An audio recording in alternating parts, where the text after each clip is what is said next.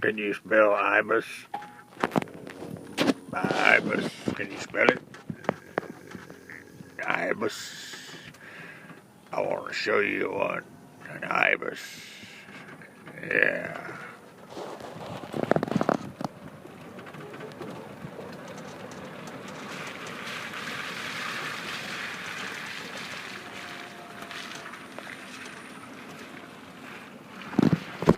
That's the coolest thing I ever saw. Ibis. One of them, they don't like him. He's an outcast. He's over there with a squirrel. He always messes around with a squirrel. You know, you need to leave those squirrels alone. I learned that in high school, man. You get in trouble. Anyway, Ibis, I'm going out of here. I'll check y'all later. FREDDYKOENIG.com. I love y'all. Take care of yourself. And listen to everything I say, because it don't mean nothing. But just listen.